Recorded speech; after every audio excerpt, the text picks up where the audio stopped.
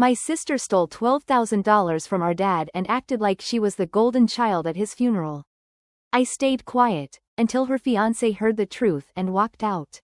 I had watched her drain our dying father's bank account while putting on a show, pretending to be his favorite. But once I told the truth at his funeral, nobody saw her the same way again. It started with a quiet betrayal, hidden behind polite smiles and fake tears. But this time, I wasn't going to ignore it. People talk a lot about grief, about the stages, the pain, the way it sneaks up on you. But what no one prepares you for is what happens when grief mixes with family tensions, secrets, and money. Because once money becomes part of it, grief turns into something else. A fight, a power struggle, a final measure of who really mattered. I was never the favorite. That was always Elise. Elise, the golden child. The youngest. The one who never had to ask for anything twice. She was the miracle baby, the cheerful one, the daughter who could do no wrong, even when she did. Me? I was the backup, the one who stayed, the one who rearranged her life while Elise sent heart emojis from California and posted, "Miss you," captions on old selfies with dad. I'm not bitter, not anymore. I've come to accept that some parents love unevenly and never say it out loud. But back then, I still hoped it wasn't true. I still wished my dad could see past Elise's charm, the kind that sparkled in public but left a bitter trace. Our dad, Raymond Walker, was a good man. A small-town mechanic who built his garage from scratch. He could fix a broken carburetor faster than most people could change a tire. He wasn't exactly warm, but he was proud, tough, and no nonsense. When our mom died suddenly 10 years ago, something in him shifted. He cried more. He hugged Elise longer. He started calling her, my little light. To me, he'd just give a nod and ask, "You holding up okay?" I always said yes. I never let it show. That was my role, steady, dependable, always in the background. And for a while, that was enough.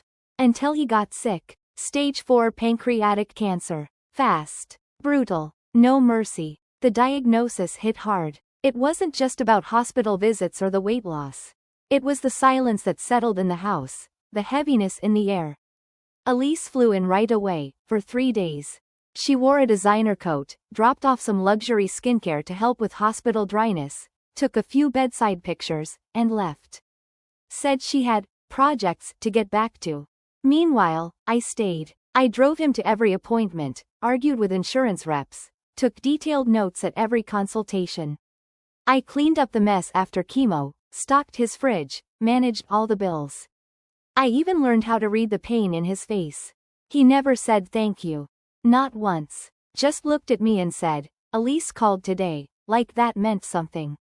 Like that was supposed to be enough. I tried to push it down. Told myself love shows up in different ways. But deep down, I started to feel something break. Not anger, not yet. Just disappointment. Then one night, after putting Dad to bed, I sorted through the pile of unopened mail he always ignored. Hidden among the junk and medical bills was a bank statement. At first, I almost tossed it. But I didn't. I opened it, and froze. Over $12,000 was gone. Withdrawn in small chunks. Charges from cities Dad hadn't visited. Luxury stores. Spas. A fancy restaurant in LA where a salad costs $60. My stomach dropped. It didn't make sense. Dad didn't use a debit card. I handled the groceries, paid the bills, logged into the account. There were no unfamiliar transactions, except one. Elise. Dad once told me she had access, just in case. I hadn't thought much of it at the time. But now I couldn't ignore it. I didn't want to believe it. I tried telling myself maybe the card had been hacked. Maybe Dad forgot some purchases. He was on a lot of meds, after all.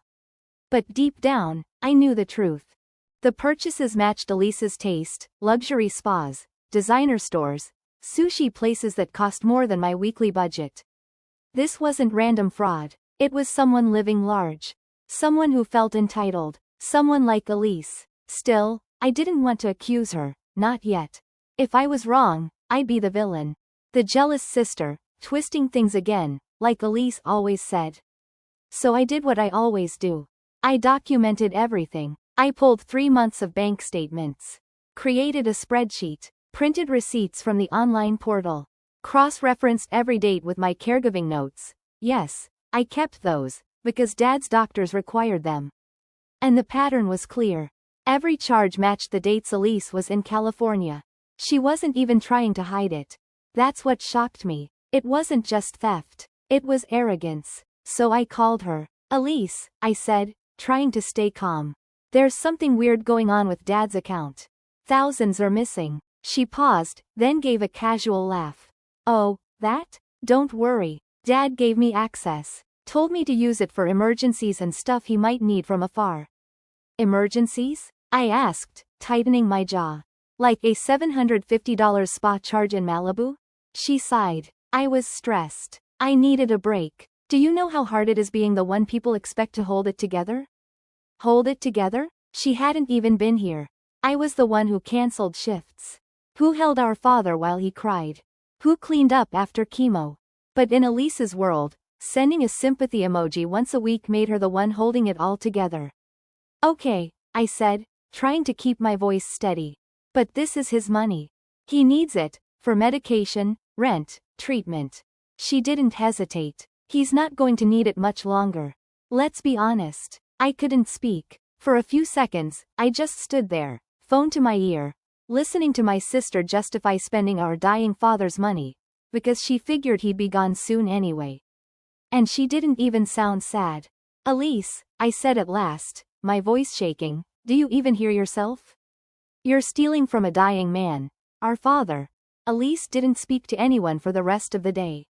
She vanished before dessert was served, dragging Kyle behind her like a broken accessory. She hasn't contacted me since. According to Aunt Marlene, her engagement ended quietly 2 weeks after the funeral.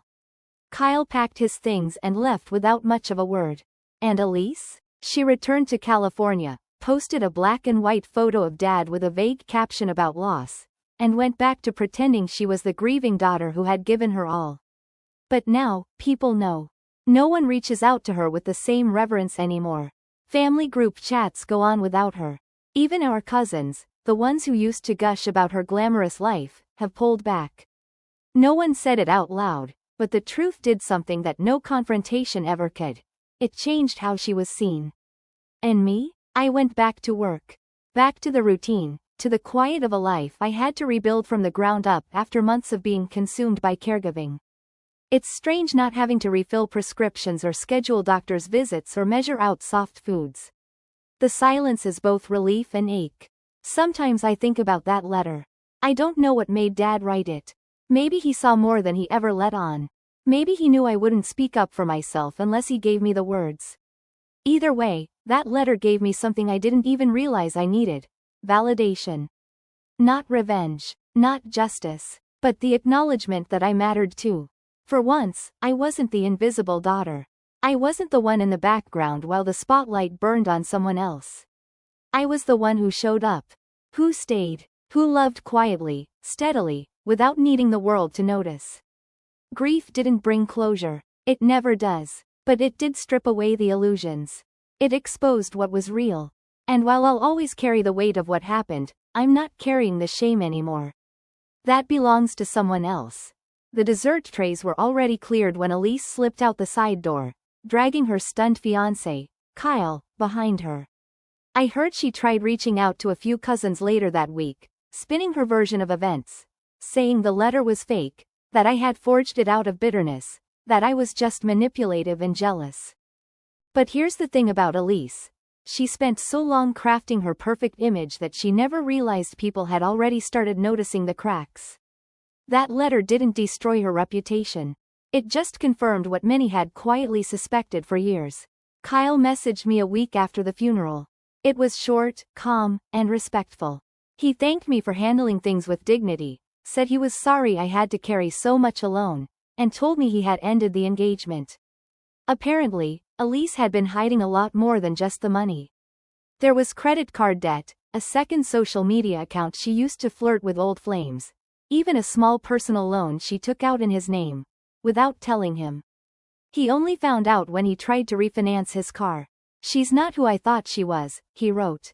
But I'm glad someone finally stood up to her. We didn't stay in touch after that. We didn't need to. Some people come into your life to confirm a truth and then quietly step away. As for the rest of the family, silence said more than words ever could. Aunt Marlene removed Elise from the family group chat. No warning, no explanation, just gone. Uncle Dave, who used to brag Elise was going places, now crosses the street when he sees her in town. Even Grandma June, who once treated Elise like a living saint, called me in tears 2 weeks after the funeral. I didn't know, she said. I thought you were just quiet. I didn't realize you were carrying all that. I told her it was okay.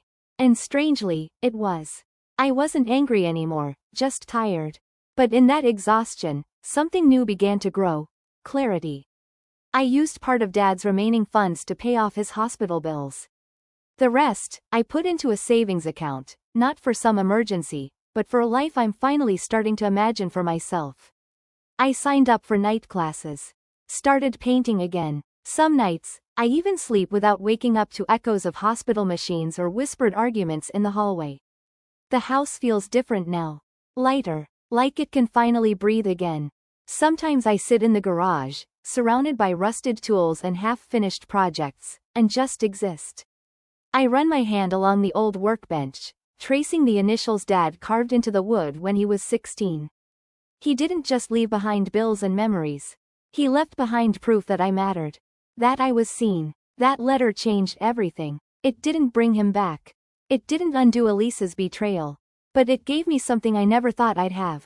Validation. I don't think Elise will ever apologize. I don't think she even believes she did anything wrong. In her world, being adored always came first, no matter who had to pay the price. But for the first time in my life, I'm okay letting go. I let go of needing her to change. I let go of waiting for her to say, thank you. I let go of the part of me that thought I had to earn love by staying silent. Last week, I visited Dad's grave again. I didn't cry. I just placed a small wrench from his old toolbox on the headstone and whispered, I got it from here. Then I turned around, and this time, I didn't look back.